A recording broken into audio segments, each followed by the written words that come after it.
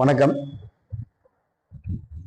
வர்த்தகர் நல பேரமைப்பு வெளிப்பாளையம் நாகப்பட்டினம் எங்களது சங்கத்தினரை 2026 சட்டமன்ற வேட்பாளர் அனைத்து இந்திய அண்ணா திராவிட முன்னேற்ற கழகத்தின் வேட்பாளர் தங்ககையன் அவர்கள் சந்தித்து எங்களுக்கு ஆதரவு கொடுக்கும்படி இரட்டலைக்கு வாக்களிக்கும்படியும் கேட்டுக்கொண்டார்கள். அவர்களிடம் வர்த்தகர் நல பேரமைப்பு வெளிப்பாளையம் நாகப்பட்டினம் சார்பாக கோரிக்கை மனு வழங்கப்பட்டுள்ளது.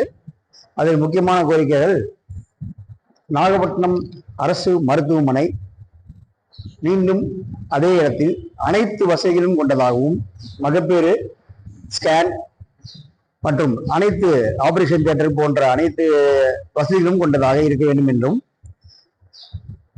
இப்போது இயங்கிக் கொண்டிருக்கும் பேருந்து நிலையமானது மீண்டும் அதே இடத்தில் செயல்பட வேண்டும் என்றும் கேட்டுக்கொள்ளப்பட்டிருக்கிறது.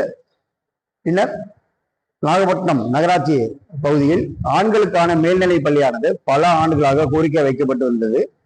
அதை பல மாணவர்களுக்கு வசதியாக இருக்க வேண்டும் என்பதற்காக அந்த கோரிக்கை வைக்கப்பட்டது. முக்கியமான ஏன் என்று கேட்டால், அரசு மாணவர்கள் தான் 7.5% தற்போது மருத்துவமனையிலும் மருத்துவ சீட்டு ஒதுக்கப்பட்டுள்ளது.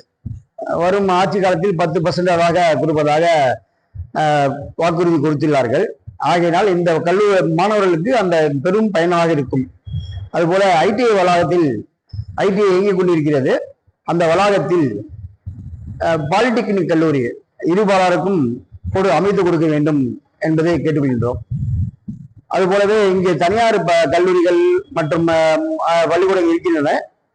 அந்த பள்ளியில் படிக்கக்கூடிய கல்லூரியில் படிக்கக்கூடியவர்களுக்கு வேலை வாய்ப்பு வசதிகள் செய்து கொடுக்க வேண்டும் என்பதற்காக சிறு மற்றும் குறு தொழில் நிறுவனங்கள் பெற்றுத்தர வேண்டும் என்ற கோரிக்கைகள் போன்ற கோரிக்கை வைத்து, ரயில் போக்குவரத்தும் மிகவும் அருமையாக காரைக்கால், பேரளம், மயிலாடுதுறை, சிதம்பரம் வாரியாக நமக்கு போக்குவரத்து தேவை என்றும், திருச்சி வரை தினசரி 3 முறை லோக்கல் ட்ரெயின் வேண்டும் என்றும் கேட்டுக்கொள்வது.